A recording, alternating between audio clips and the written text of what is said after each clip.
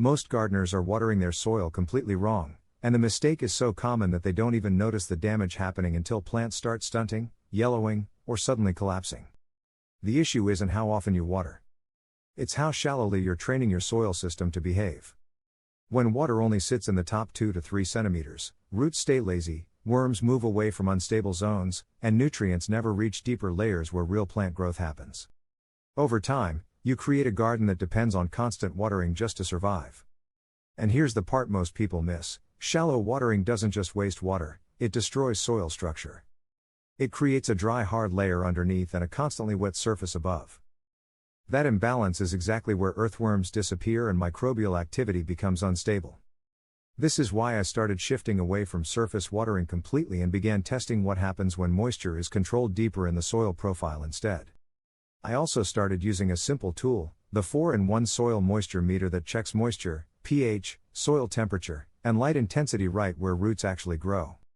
I'll leave the exact one I use in the description if you want to check it out. https://amazon.to/43opmsh. It's not about gadgets, it's about stopping the guessing game. Most gardeners think their soil is wet enough because the surface looks dark, but underneath it can be bone dry or oxygen starved. Once I started measuring below the surface instead of trusting appearance, everything changed. When surface watering quietly breaks your soil. The biggest mistake in gardening is assuming water should always be applied from above like rainfall every single time. That works in nature because soil structure is constantly being rebuilt by roots, worms, and organic cycles. But in containers, raised beds, and even intensive backyard plots, repeated shallow watering collapses that balance. I tested this in 2 identical raised beds growing kale and spinach. One bed was watered lightly every day. The other was watered deeply every 3 to 4 days. After 4 weeks, the deep-watered bed had stronger root systems reaching 20 to 25 centimeters down, while the shallow bed had dense surface roots and weak leaf growth. The difference was not fertilizer, it was root behavior shaped by water placement. When you bury moisture deeper, roots follow it. And when roots go deeper, everything improves: nutrient uptake, drought resistance, and plant stability. The idea of burying water and why it actually works. Now let's clear something up. You don't literally bury water, you bury moisture delivery and stability. This is where most gardeners misunderstand the concept. What I've used successfully in raised beds is creating moisture zones using organic pockets, compost-enriched trenches about 15 to 20 centimeters deep. When you water into these zones instead of the surface, water stays longer, microbial life concentrates where roots are active, and worms naturally move into those areas. In container systems, I've done something similar by inserting small vertical channels filled with coco coir and compost. These act like underground reservoirs. Instead of water evaporating in hours, it slowly spreads through the root zone over days. This is the difference between feeding plants and training soil. Why worms respond faster than plants? One thing I always watch is earthworm behavior. If worms are active in the top layer, the system is healthy. If they disappear, something is wrong underground, even if plants still look fine. When I switched from surface watering to deeper moisture zones, worm activity increased noticeably within about a week. They moved into the deeper, stable moisture pockets because those zones had consistent oxygen and humidity instead of drying cycles.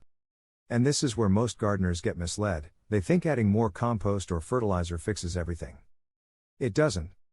If moisture is unstable, biology collapses regardless of nutrients. The real problem with daily watering advice: a lot of gardening advice tells you to water daily during hot seasons. That advice is only partially correct and often harmful in structured gardens. Daily shallow watering teaches roots to stay at the surface where temperature swings are extreme. One hot afternoon can dry that layer completely, stressing both roots and microbial life. Meanwhile, deeper soil remains unused and biologically inactive. When I reduced watering frequency but increased depth, plants didn't suffer, they stabilized. Tomatoes, for example, started producing more consistent fruit size because their root systems were no longer reacting to surface stress cycles. How to actually bury moisture the right way? The goal is simple: move water and nutrients into the root active zone and keep it stable long enough for biology to respond. In most garden beds, that zone sits between 10 centimeters and 30 centimeters deep depending on plant type. When moisture is consistently maintained there, roots naturally expand downward, and the soil begins to self-regulate better. This is where the 4-in-1 soil moisture meter becomes practical in real gardening, not theory. It lets you confirm whether your deeper soil layers are actually moist or just your surface. I use it especially after changing irrigation patterns because guessing leads to overcorrection. I'll leave the exact one I use in the description if you want to check it out. https://amazon.to/43opmch. What changes everything is not more water, but smarter placement of water. What happens when you get this right? Once moisture is stabilized deeper in the soil, everything shifts. Worms return and stay. Roots go deeper instead of spreading sideways. Fertilizer becomes more efficient because it doesn't wash out. And plants stop depending on daily attention. I've seen container plants outperform traditional beds simply because the moisture zone was correctly managed. The difference isn't luck, it's soil behavior. And that's the part most gardeners never learn. Soil is not passive. It responds to how you manage water. If you control water depth instead of just water volume, you control the entire ecosystem. So don't just water your garden. Train it. If this approach made sense to you, subscribe because next I'll show you how I rebuild exhausted soil beds in under 2 weeks using nothing but moisture control, carbon balancing, and microbial reactivation, no chemicals, no shortcuts, just soil behavior working the way it's supposed to. Because once you understand how water shapes roots, you stop gardening blindly, and start managing living systems with precision.